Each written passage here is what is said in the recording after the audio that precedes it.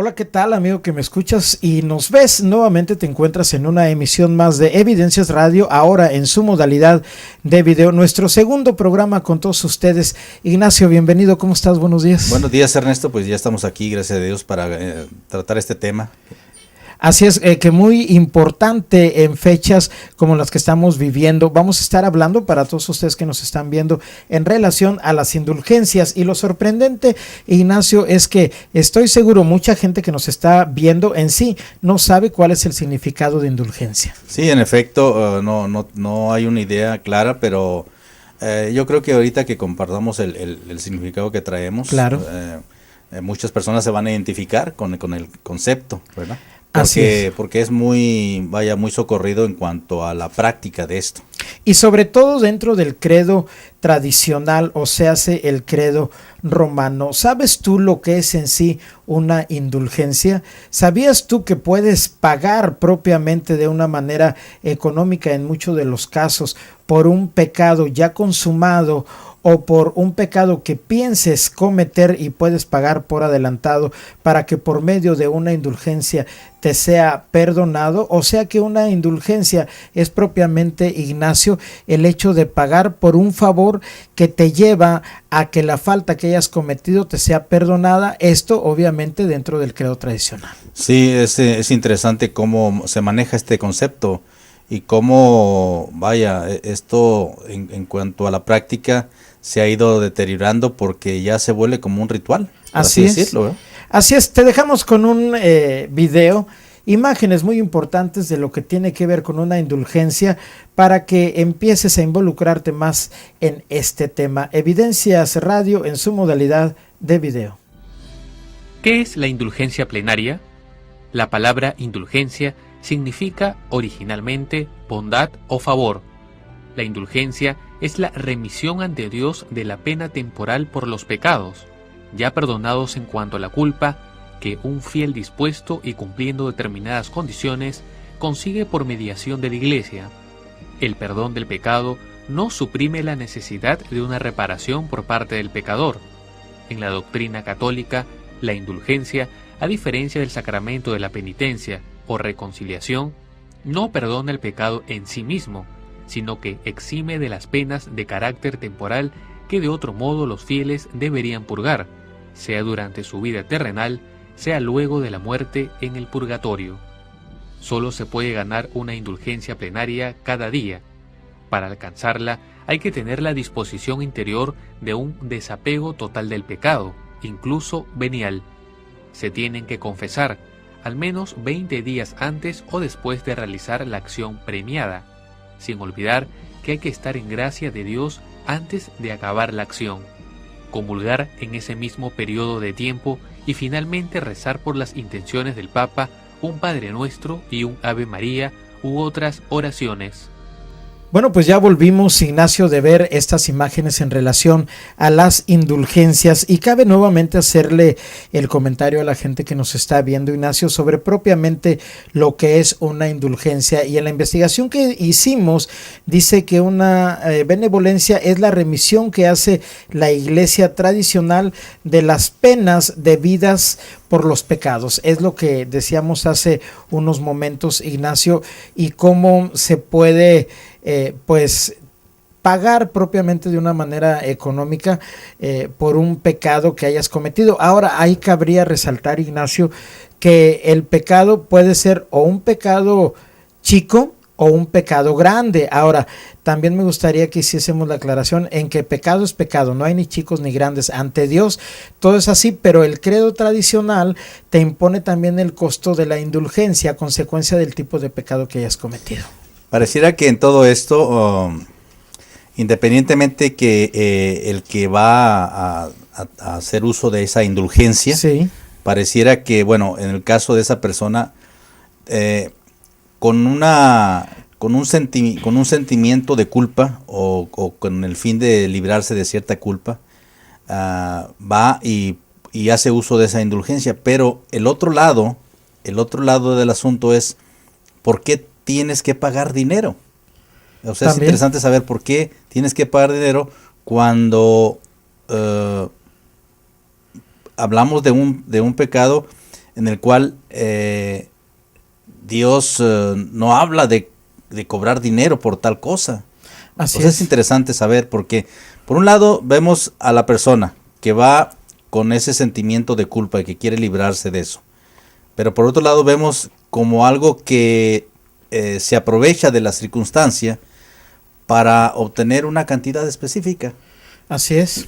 Ahora, Ignacio, si bien hace unos momentos mencionaba yo en cuanto a que normalmente o en su mayoría de veces el pago de las indulgencias tiene un costo propiamente, Sí, sí. basado en que si es pecado mayor o pecado menor. Ahora, haciendo esa aclaración, el pecado mayor bien puede ser un robo y el pecado menor puede ser decir una grosería. Consecuencia de eso, te imponen el pago propiamente, sí, por varía, la indulgencia, pues, por así sí, decirlo. varía, pero también existen las indulgencias, Ignacio, que tienen que ver no con un pago propiamente, sino como con una penitencia espiritual. Ahora, ¿por qué lo digo de esta manera? Hoy son las 11 de la mañana con 8 minutos.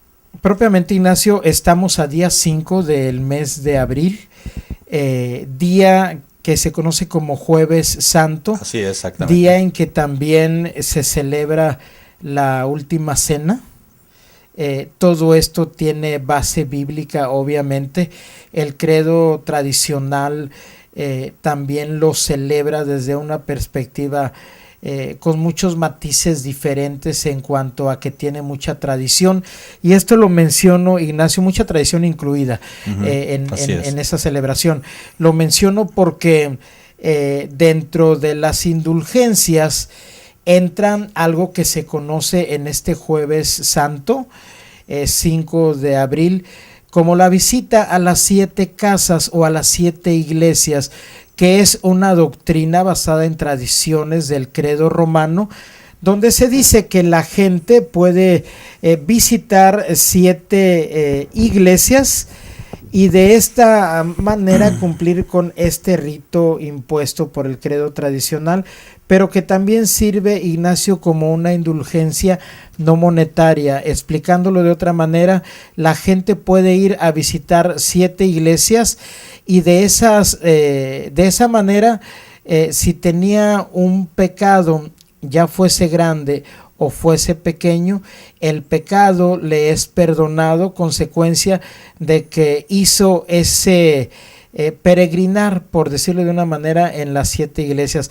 Es otro tipo de indulgencias que obviamente está despegado en cuanto a lo que es una base bíblica.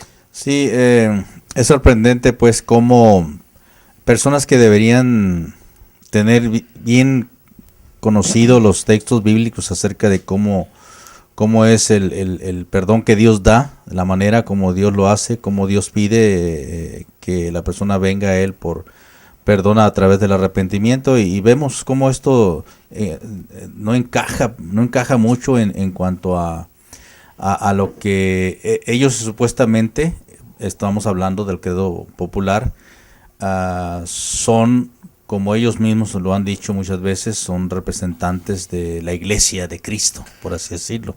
Propiamente, Ignacio, y entonces dentro de la desinformación que le dan al pueblo, al feligres, Sí. y digo desinformación porque la única información que se les da en cuestión de lo que son los días de Semana Mayor, diciéndolo de esa manera, está más basada en lo que es tradiciones que en lo que es efecto, propiamente sí. la escritura, aunque pareciera que tiene un sustento bíblico el decir, vuelvo a repetir, la visita a las 7 iglesias, a las 7 casas. ¿Por qué digo que pareciera que tuviese un sustento bíblico? Porque te lo están diciendo los jerarcas de la iglesia, ¿verdad? Propiamente la gente que está al frente de una iglesia como tal.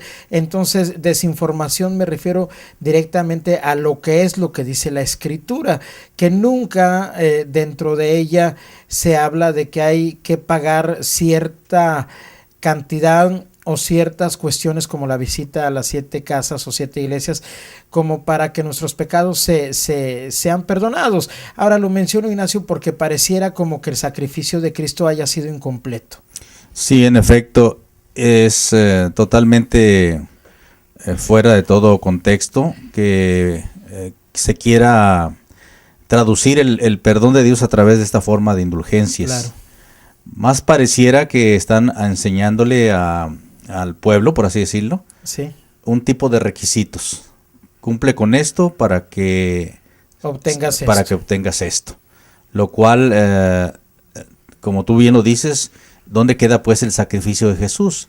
¿Verdad? ¿Dónde queda pues que Él tuvo que venir a la cruz para que la persona pudiera obtener el perdón de pecados? Entonces, ¿no fue completo el sacrificio? Exactamente, propiamente es lo que hacía mención. Pareciera como que Jesús te dijera a ti, hombre, ¿verdad?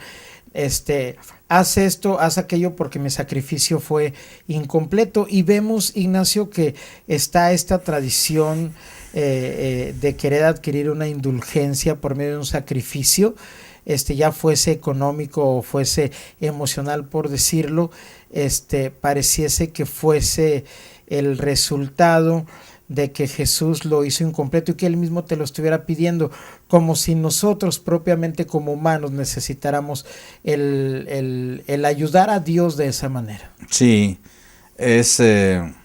mencionamos acerca de esta indulgencia y también traes por ahí una nota, ¿no? La indulgencia plenaria. La indulgencia plenaria es la remisión de todas las penas temporales acarreadas como consecuencia de los pecados cometidos. En este año sacerdotal, el Papa ha decidido concederla en la inauguración y clausura de este tiempo jubilar en la fiesta de San Juan María Vianney, el 4 de agosto, en los primeros jueves de mes y en los días en que establezcan los obispos. La indulgencia plenaria se obtiene por intercesión de la Iglesia y en virtud del poder de atar y desatar que le fue concedido a ella por Cristo. La indulgencia plenaria puede ser ganada a favor propio o de algún difunto, y solamente puede ser obtenida una vez al día. Para alcanzar la indulgencia plenaria es necesario que el cristiano tenga la intención de ganarla, realice la obra requerida para ganar la indulgencia, rezar por las intenciones del Santo Padre. Así ¿verdad? es esto, Ignacio, dice, hace unos momentos leíamos una de las definiciones de indulgencia, pero también dice que la indulgencia redime una pena en su totalidad. Es lo que hemos estado mencionando, Ignacio. O sea que si tú hiciste algo fuerte, un pecado fuerte, ya sea pagándola y que te digan que tienes que hacer cierto rito, ¿verdad? O pagándola emocionalmente también, quedó tu pecado perdonado en su totalidad. Sí, es tremendo esto, porque con la lógica más bien, con la lógica de decir, bueno, pues ¿cómo es posible que tengas que hacer un ciclo, se convierte como un ciclo vicioso repetitivo? Claro. Pero entonces aquí si vemos este concepto, este término, indulgencia plenaria, que redime completamente la pena o el pecado en su totalidad, entonces quiere decir que la sangre de Jesús derramada no sirve de nada. Así o sea, no sirvió de nada.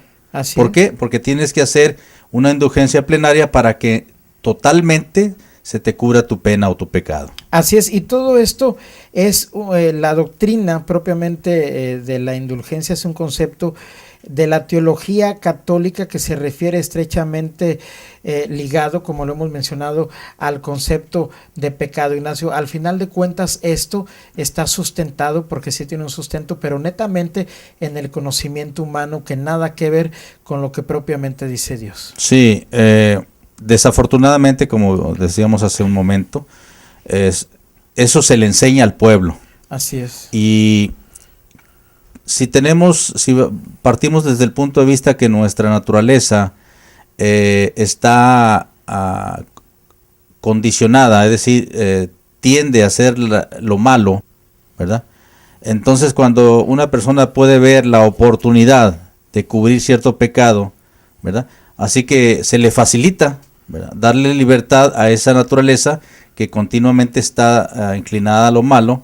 Así ¿verdad? es. Y ya tiene esa persona en su mente que dice, bueno, pues voy y pago una indulgencia y se acabó. Y me es perdonado. Ahora, Sí. Ignacio, hemos redundado en cuanto a lo que es el pecado personal, digamos, Ujú. y estar yendo a pagar por una indulgencia para que se me perdone, ¿verdad? Pero también las indulgencias están bien ligadas, amigo que nos estás viendo, a lo que es propiamente el purgatorio. Pues después de ver estas imágenes vamos a hablar propiamente cómo pagando una indulgencia, según se ha enseñado, puede salir alguien que esté pagando una condena en el purgatorio. Volvemos, Evidencias Radio en su modalidad de video.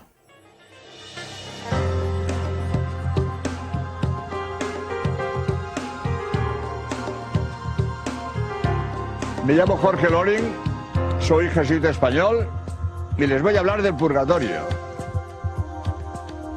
La existencia del purgatorio es dogma de fe. Dice la Biblia que en el cielo no entra nada manchado y hay pecados que no merecen el infierno. Por lo tanto, quien no muere en pecado mortal no merece el infierno, pero tiene pecados veniales con los cuales no se puede entrar en el cielo, esos son los que van al purgatorio. La Iglesia siempre ha orado por los difuntos. Esa oración, los que están en el cielo no lo necesitan. Para los que están en el infierno es inútil. Esa oración solo sirve para los que están en el purgatorio. La existencia del purgatorio es dogma de fe. Muchas gracias.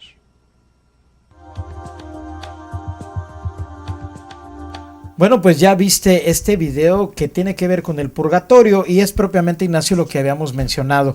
Ahora, ¿qué es el purgatorio propiamente? Es un lugar de penitencia en el que el alma de gente que ha partido de este mundo debiendo algo, digámosle pecado, no puede salir de ahí hasta que alguien en el mundo físico propiamente en el que nos encontramos vaya dirigiéndose a una de las iglesias del credo tradicional, hable con el líder de la iglesia y el líder le va a pedir un costo propiamente, Ignacio, aunque no se hable directamente de eso dentro de ese sistema, pero sí un costo en cuanto a ciertos ritos que se hace para que el alma de aquella persona por la que se está abogando salga del purgatorio. Y eso me hacía preguntarme a mí, Ignacio, como si el hombre tuviera poder para decir, tú sal de aquí y ahora vete al cielo. Pero no sin antes, Ignacio, mencionar que el purgatorio en la Biblia jamás es mencionado. Sí, pues es increíble, ¿no? Que, bueno, esto está propiciado por el hecho de que, número uno, no se enseña la palabra de Dios como tal. Así es. No hay una enseñanza bíblica estricta, metódica o sistemática de la Biblia. Y el pueblo, es decir, la gente, por un lado no recibe esa enseñanza y por otro lado no hay un interés personal por escudriñar la escritura.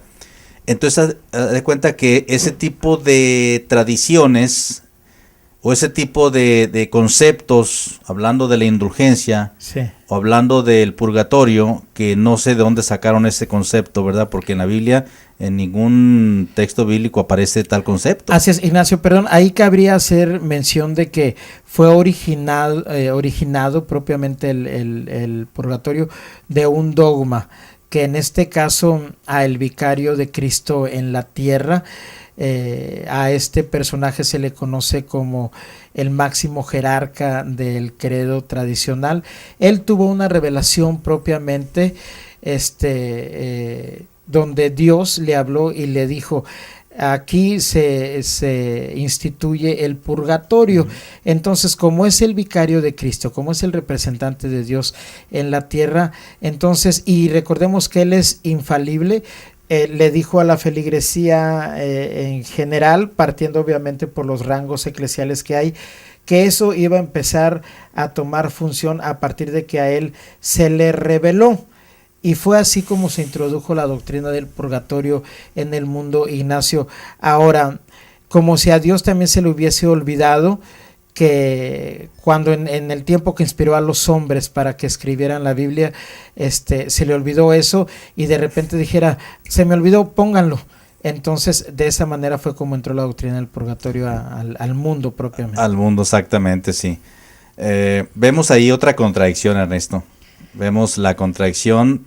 Primero hablábamos acerca de que dónde quedó el sacrificio de Jesús. Claro. Y dónde quedó la sangre de Cristo cuando sabemos que el sacrificio fue completo. Claro. Jesús mismo lo dijo, consumado consumado para es, siempre, así ¿verdad? es, sí.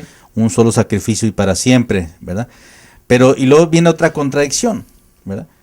Lo que estás mencionando, cómo que a Dios se le olvidó anotar en la Biblia, la cual ya es el canon, la regla que Dios, por la cual Dios va a medir o está midiendo el mundo o está midiendo la forma como Dios quiere que nosotros andemos o caminemos. ¿Cómo que se le olvidó a Dios? Esa es otra contradicción. Suena ilógico. Suena ilógico, irrisorio y lo peor de todo es que esto, como decíamos ahorita, la gente lo acepta. Así es, definitivamente, Ignacio. En los 3 años del ministerio de Jesús en la tierra, él nunca habló del purgatorio. ¿Por qué lo menciono? Porque pareciera que los personajes eclesiales fuesen sido aún para Dios más importantes que su propio hijo, al grado de que, bueno, ahora al jerarca en su tiempo se le dijo, pasó esto como si Cristo no hubiese podido haberlo hecho. Cuando Dios ha inspirado a los hombres, o inspiró en su tiempo a los hombres para escribir la Biblia, habló nada más de 2 lugares, el cielo y el infierno. Nunca habló de un punto intermedio, porque sería, amigo que nos estás viendo, como si, bueno, si fuiste medio malo, te vas a estar yendo un poco de tiempo a ese lugar llamado el purgatorio, para después que alguien pague una indulgencia aquí en la tierra y salir e irte ya a un descanso eterno en la presencia de Dios. O sea, es totalmente, con perdón de la palabra, Ignacio, irrisorio, ilógico. Así es, exactamente, así es. Es pensar cómo el hombre quiere manipular, ¿verdad?, las cosas que son propiamente de Dios. Así es decir, el Señor dice que nuestros pensamientos no son sus pensamientos, ni nuestros caminos son sus caminos. Así es. Entonces, ¿cómo el hombre se atreve a querer acreditarle a Dios o atribuirle a Dios cosas que él mismo en su palabra nunca jamás dijo? Y aparte de eso es, y yo lo veo así, Ernesto, es como querer tentar a Dios en el sentido de que Dios dijo una cosa y yo voy a decir otra. Así es, como si fuésemos más poderosos. Exactamente, y eso es terrible, y terrible que se enseñe eso y terrible que se acepte esa doctrina. Así es. Ahora, Ignacio, ¿cómo podría ser eso? Volvemos voy a dar otra vez un ejemplo. Si fuera real lo del purgatorio, y yo feligrés voy y hablo con el responsable de la iglesia a la que asisto del credo tradicional y le expongo, ¿verdad?, que quiero que se le ayude a una persona querida mía que falleció a salir del purgatorio, porque creo que está en el purgatorio, ¿verdad? Independientemente de lo que se me pueda cobrar económicamente, Ignacio, como pago, ¿cuántos ritos religiosos, es a lo que quiero llevar, son posibles como para decir, ahora sí ya tu familiar o tu amigo salió de ese lugar? ¿En qué momento el hombre está seguro de eso? Porque bien, hasta ahorita yo digo, deberían de, si así fuera, de dar un escalafón propiamente. Si haces 5 ritos religiosos, al tercero ya anda saliendo, al cuarto pues ya casi está medio cuerpo de fuera, y al quinto ya está totalmente de fuera. Hasta ahí, meditando en eso, Ignacio, como que somos más poderosos que Dios si realmente esa doctrina fuera real. Así es como presentarle un menú al cliente. se contrapone con la sana doctrina del Señor Jesucristo. Pedro, como jerarca o como el iniciador del papado, según se cree, ¿verdad? Sí. ¿Por qué él nunca habló de eso? Bueno, ¿por qué? Te voy a decir a ti que nos estás viendo, porque la doctrina propiamente del purgatorio fue otro papa en otro tiempo al que según se le dio esta revelación, como si inclusive Ignacio, este otro representante clerical, tuviera más poder aún que Pedro. Inspirado por el Espíritu Santo, Pedro ahí en el libro de los Hechos dice, arrepentíos y convertíos para que sean borrados vuestros pecados. Así es. No está diciendo Pedro, que para muchas personas del credo popular es el Papa, Pedro no está diciendo, arrepiéntete y luego haz una indulgencia o paga indulgencia. No, Pedro no está diciendo eso. O arrepiéntete de pecado, sea mayor o sea pequeño, sí, para hacer una evaluación de ellos. Algún jerarca religioso, líder religioso o el representante máximo del credo tradicional no puede hacer una interpretación él a su antojo o privada de lo que ya la misma Biblia dice. Así es. Es lo que dice el apóstol Pedro. Y tercera cosa, en el caso del apóstol Pedro, es que él nunca en ninguno de los textos bíblicos se adjudicó, ¿verdad?, como ser el primer líder o el primer representante de la iglesia, ¿verdad?, universal, como así se le llama, como le llaman. Nunca se lo adjudicó. Si nosotros vemos cómo Pedro, después de que fue reprendido por el apóstol Pablo, allá cuando había una situación de que Pedro estaba incurriendo en hipocresía, sí, el apóstol Pablo lo reprendió, ¿verdad? Pedro reconoció esa reprensión y después el apóstol Pedro reconoce al apóstol Pablo, como un hombre que fue usado por Dios y que sus cartas eran difíciles de entender. Así es. Y Pedro decía, muchos indoctos e inconstantes tuercen estas escrituras para su propia perdición. Ahora, Ignacio, voy a retomar otro nombre que has dicho, propiamente Pablo, el apóstol San Pablo.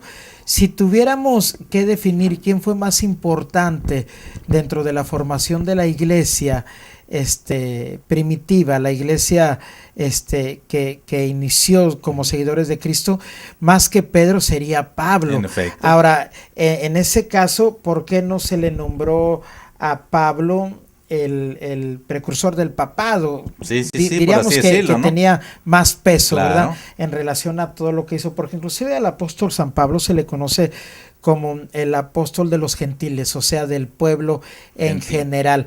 Pero bueno, estamos hablando de indulgencias y vamos a volver con otro personaje que tuvo que ver mucho en lo que es propiamente las indulgencias, y me refiero al reformador Martín Lutero, cuando se atrevió a pegar sus 95 tesis en contra de lo que la orden papal estaba dictando en ese tiempo con relación a las indulgencias. Regresamos.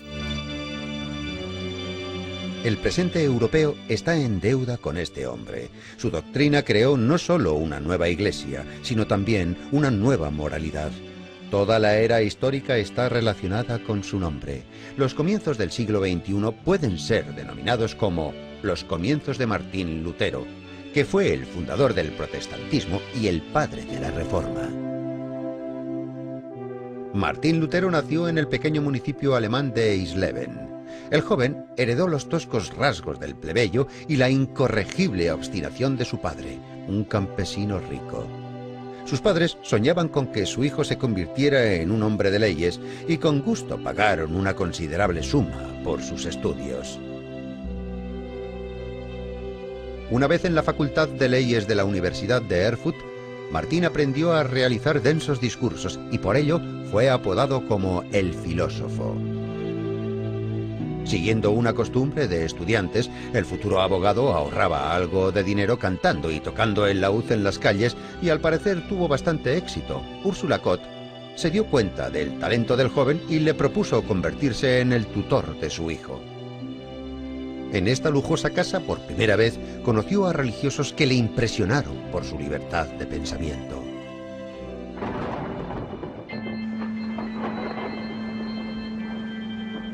El 2 de julio del año 1505, Lutero fue sorprendido por una gran tormenta en el campo.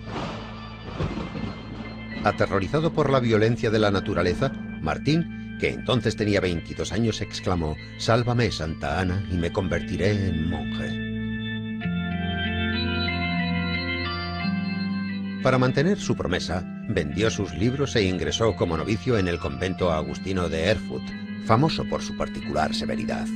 Más adelante Martín Lutero escribió: «Me he convertido en sirviente de Dios no por voluntad propia, sino impulsado por el terror que tuve que vivir». Lutero comenzó a estudiar la Biblia concienzudamente. Tras convertirse en doctor en teología, comenzó a ejercer la docencia en la Universidad de Wittenberg. En el año 1510, Lutero fue a Roma, donde presenció con sus propios ojos signos de opulencia y depravación por parte del clero. Sus afecciones hacia el catolicismo cayeron por tierra. Y se sintió especialmente indignado por el hecho de que cualquier persona podía comprar la indulgencia y ser perdonado por los más terribles pecados a cambio de dinero. Lutero formuló 94 tesis en forma de protesta contra lo que calificó venta de indulgencias. El 31 de octubre del año 1517 las clavó en la puerta de la iglesia de Wittenberg. Así, Lutero despertó una gran polémica por toda Alemania. Aquellos que apoyaban a Lutero comenzaron criticando la venta de indulgencias y terminaron por censurar el dogma católico como tal. El Papa León X condenó a Lutero con la publicación de la bula Exsurge Domine y le amenazaba con excomulgarle. El 10 de diciembre del año 1520, ante las puertas de la ciudad de Wittenberg, el pensador quemó públicamente la epístola del Papa.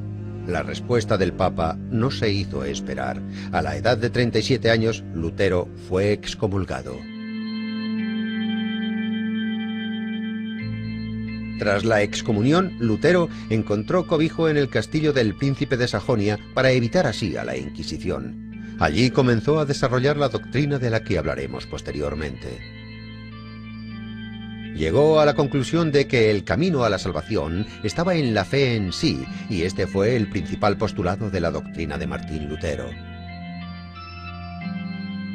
Al contrario que el catolicismo, el cual requería una ejecución formal en su devoción, el protestantismo estaba dirigido al corazón de cada creyente. Lutero afirmaba que la relación entre un hombre y el Señor debería ser de naturaleza privada y no requería la interferencia de una iglesia, puesto que lo único que ésta debía hacer era transmitir los conocimientos de la Biblia. Martín Lutero, uno de los mejores teólogos de su época, tradujo la Biblia al alemán para que cualquiera pudiera comunicarse con Dios a través de ella. Lutero solo quería reformar la Iglesia, pero sus ideas reformaron sus propias vidas. Cada alemán, bien fuese príncipe o fuese campesino, vieron en la reforma la oportunidad para evolucionar a una vida mejor.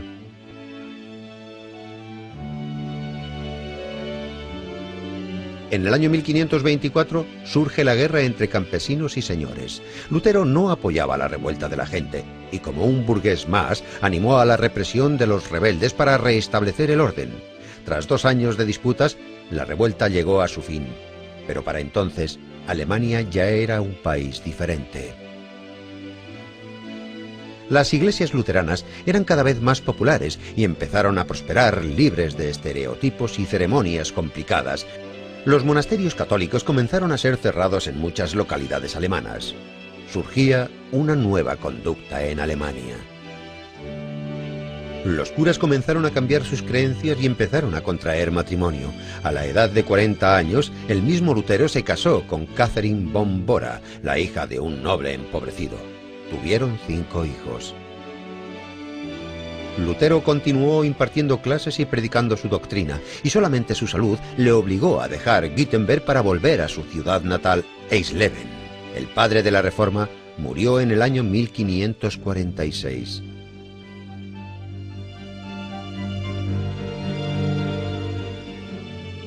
El destino de Martín Lutero fue un asombroso ejemplo de la realización de una idea. Un hombre de familia rural se convirtió en un líder que predestinó el futuro de Europa. Bueno, pues hemos visto historias sobre Martín Lutero en el video que acaba de concluir, y como bien se dice, el 31 de octubre del año 1517 Martín Lutero Ignacio se atrevió a pegar sus 95 tesis en la Catedral de Wittenberg, exponiendo él su inconformidad precisamente a las indulgencias papales que se estaban comercializando propiamente en ese tiempo. ¿De qué manera? Se decía, Ignacio, que la gente o los clérigos propiamente iban a pedir dinero, y para que la gente se animara a dar donativos, hay una ánfora, y lo registra la Historia Universal, o una caja propiamente, Ignacio, donde decían los clérigos que al momento de que echabas tú la moneda, al momento en que se oía que golpeaba el sonido, automáticamente salía tu familiar, tu amigo, no sé, del purgatorio, y los fondos se iban a usar para la construcción de la Catedral de San Pedro en Roma. Entonces eso hizo meditar a este Martín Lutero, que lo llevó a escudriñar más la Escritura. Recordemos que él era teólogo, y yo me imagino a Lutero, Ignacio, poniéndose a disposición de Dios, empezando a creer más fuerte en la palabra de Dios, y descubrió que la salvación no era por obras propiamente, mucho menos por el pago de una indulgencia, y descubrió que la salvación era totalmente por gracia, como lo ha sido siempre. Lo que pasa es que el hombre nos hemos encargado de desvirtuarlo, y como género se nos ocurrió por ahí que las indulgencias, como para tratar de hacernos más fácil la estadía de algún familiar o amigo en el purgatorio. Pero Lutero, el padre de la Reforma, empezó a tener conflicto con la Iglesia Católica Romana, porque se atrevió a poner, te repito, las 95 tesis, o sea, a estar totalmente en desacuerdo en lo que el credo romano estaba haciendo en aquel entonces. Sí. Oye, Ernesto, está de fábula eso. Totalmente. Está de fábula. Sí. ¿Cómo que en cuanto cae una moneda y se oye el sonido, sale la persona del purgatorio? Ignacio, y está registrado, eso está registrado en la Historia Universal. Si conocemos más, y te lo digo a ti que nos estás viendo, con relación a la Reforma Protestante, está registrado. Ahora, un movimiento religioso, Ignacio, tan importante, me refiero a importante porque se encuentra en todo el mundo, está cimentado en varias de sus áreas, hablando en cuestiones dogmáticas y de indulgencias, en algo totalmente, que suena como a fábula, como algo maravilloso, algo así. Pues no puede ser algo que obviamente le agrade a Dios, y mucho menos que Él haya permitido que tuviera un sustento bíblico, porque no lo tiene.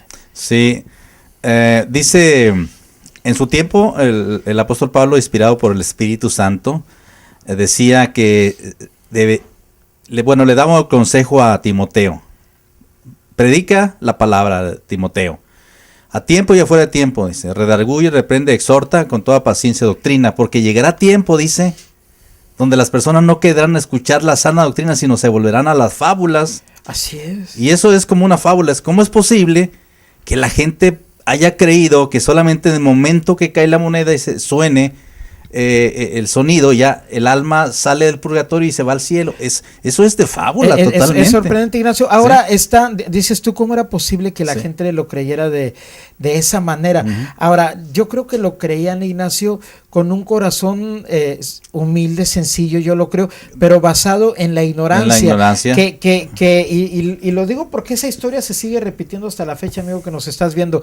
El hecho de que así se lo haga presentar en aquel tiempo los clérigos, pues obviamente ellos decían, pues son las autoridades, ellos tienen razón, cuando en lugar de haberles estado enseñando propiamente las Escrituras, ¿verdad? Así es. Entonces, propiamente al credo tradicional no le convendría, y estamos hablando todavía hasta la fecha, ¿verdad? Hablar propiamente lo que dice la Escritura, porque mucha gente se empezaría a chocar. O sea, ¿por qué tantos años nos has dicho eso y por qué de repente estamos descubriendo en que la Escritura no menciona ello? Por eso te mencionaba yo hace unos momentos, la historia sigue repitiéndose ahora que estamos en el siglo XXI, muchos años más después del 31 de octubre de 1517. Y yo le insisto a ti, amigo, que nos miras, que debe ser nuestro ejemplo Martín Lutero. Si tú ves algo que no concuerda con la Escritura, inmediatamente salte de ahí, porque te están enseñando herejía y no te están enseñando la voluntad de Dios ni la palabra de Dios.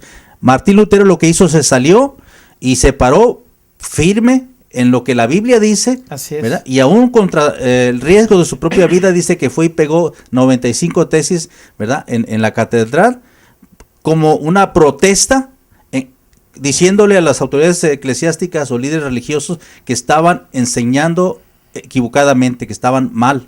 En aquel tiempo, en el tiempo de Martín Lutero, que fue como la gota que derramó el vaso en el caso de las indulgencias, de las ya múltiples engaños y herejías en cuanto a la Biblia. Así es.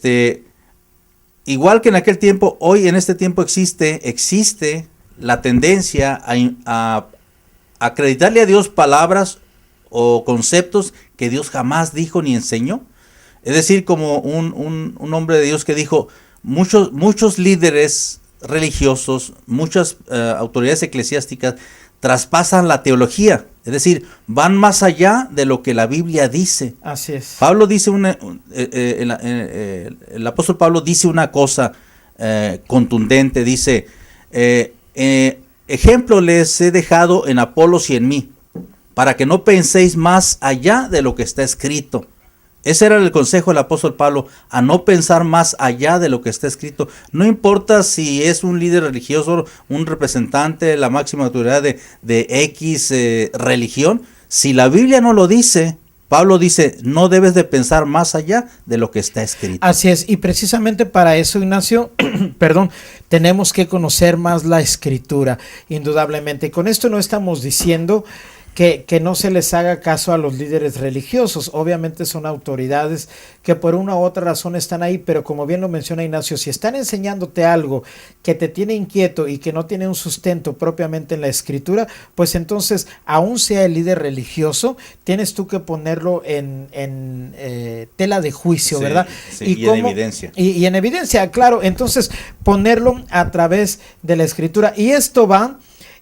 porque te podrás preguntar tú, oye, pues están dirigiéndose exclusivamente al credo tradicional. No, también a lo que son las religiones más importantes o las que hablan de Cristo propiamente en el mundo. Si un líder sientes tú que te está enseñando algo fuera de un sustento bíblico, bueno, pues habla con él o averigua tú propiamente, porque nos puede volver a pasar, la historia se puede volver a repetir, Ignacio, en cuanto a tantas cosas que han afectado la sociedad en el mundo, consecuencia de la ignorancia en relación a la palabra de Dios. Sí, es una ignorancia consentida, es decir, sí. Yo ignoro, pero así me quiero quedar, ignorando.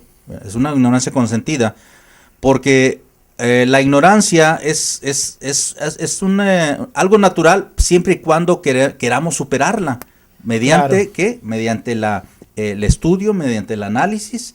Y la Biblia, Dios nos dice en la palabra de Dios que había unos hermanos ahí en Berea, y Pablo hace una mención, dice que esos eran más nobles que los de Tesalónica, es decir, estaba haciendo como una comparativa. Un comparativo. ¿Por qué eran más nobles? Dice, porque los de Tesalónica, lo que les decían, eso recibían, sin averiguar, sin escudriñar las escrituras, mientras que los de Berea, cuando Pablo les predicaba el mensaje de Dios, ellos cada día iban a las escrituras a ver si lo que Pablo les decía era cierto. Y ese es el ejemplo también que Dios nos está poniendo a nosotros, para que no recibamos todo tal cual, sino hay que revisar en la Escritura si lo que nos están enseñando en la iglesia donde vamos o en la religión que pertenecemos, si es verdad o es mentira. Ahora, Ignacio, pareciera, de repente también pensé, poner en tela de juicio lo que San Pablo estaba diciendo, pero no era propiamente como en tela de juicio, era como ver el sustento, ¿verdad? Porque al final de cuentas Pablo, un hombre de Dios, pero también un hombre, ¿verdad? Un humano. Entonces, el hecho de que los representantes de los diferentes credos en la tierra nos enseñen, tenemos que ir nosotros a la Escritura, sí, a estar seguros y sobre todo pedirles de lo que nos están diciendo, pedirle, claro, la sabiduría propiamente a Dios, para que Él sea el que nos esté revelando realmente lo que se nos está enseñando. Así que los de Berea no estaban tanto probando si Pablo les estaba diciendo o no la verdad, sino que Pablo miraba que ellos tenían ese interés. Claro, eso ese interés, ¿verdad? Exacto. El interés de decir, Pablo, queremos confirmar lo que tú nos estás diciendo, Claro. voy a leer en la Biblia, voy a escudriñar a ver si lo que tú me estás diciendo es la verdad. Pero el que enseña una herejía, el que enseña la mentira, claro, se va a molestar porque dice, ¿cómo vas a decirme a mí lo que yo... O vas a dudar de lo que te estoy enseñando. Exactamente, ¿verdad? Así es. Entonces, por ahí está la gran diferencia, ¿verdad? Porque Pablo se gozaba de que ellos aceptaran escudriñar la Biblia, pero los falsos, los que enseñan herejía, enseñan torcida la Escritura, se molestan, como muchos se podrán molestar, Sí. ¿verdad?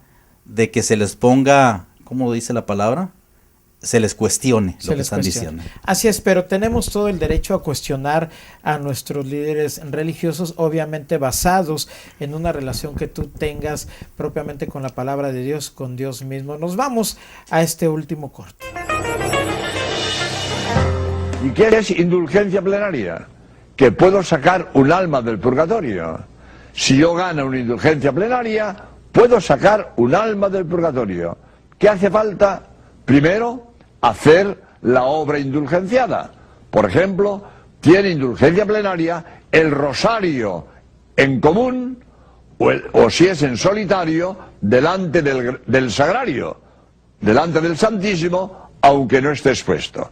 Esto tiene indulgencia plenaria. Segundo, para cada indulgencia plenaria hace falta una comunión. Tercero, solo se puede ganar una indulgencia plenaria al día, que tiene su comunión. Y tercero, rezar un Padre Nuestro por las intenciones del Papa.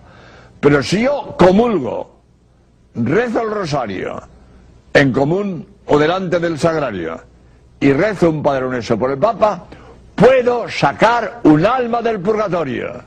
Y hay personas que cada día comulgan y cada día rezan el rosario.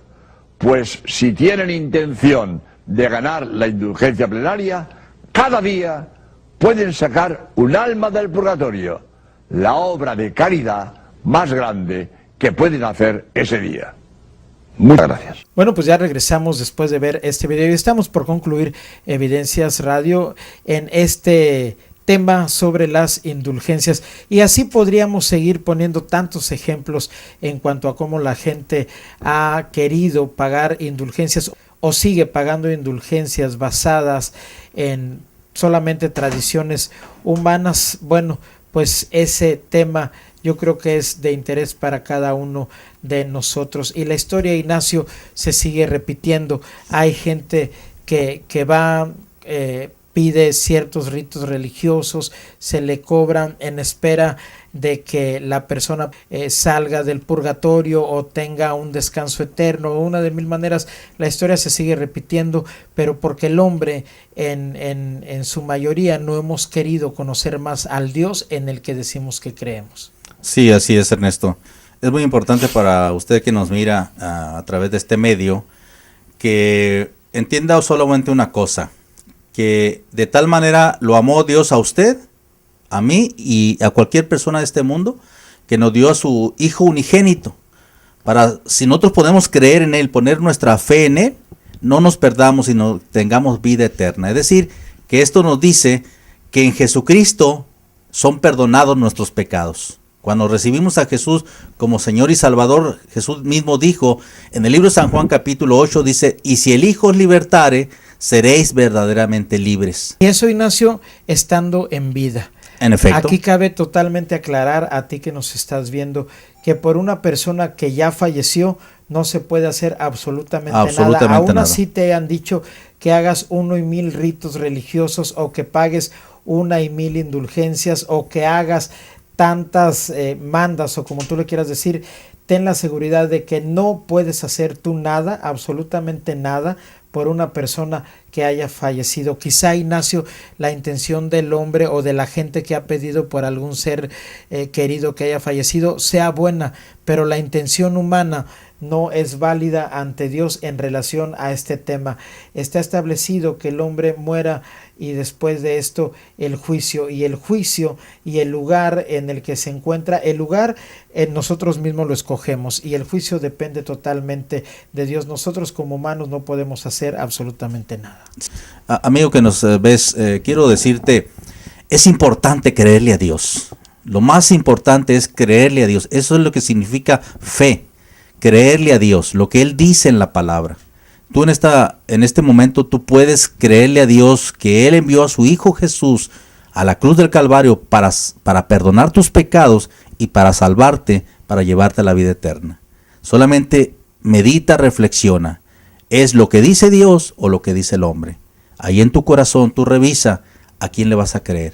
Dios ya dio su palabra, ¿verdad? ¿Le vas a creer a Dios o le vas a creer al hombre? Bueno, y de esta manera concluimos el tema de este día con relación a las indulgencias. Te invitamos a que visites un lugar que yo sé que tú conoces, donde se estudia la Biblia, se lee la Biblia y hay gente que te puede ayudar a conocer más propiamente del Dios en el que dices que tú crees, y de lo que sí estoy seguro es que tú tienes una Biblia en tu casa. Pues con esto nos despedimos, te esperamos nuevamente, si Dios nos presta vida, en otra emisión más de Evidencias Radio. Mi nombre es Ernesto Cifuentes. Yo soy Ignacio Apodaca y les agradecemos. Dios te bendiga.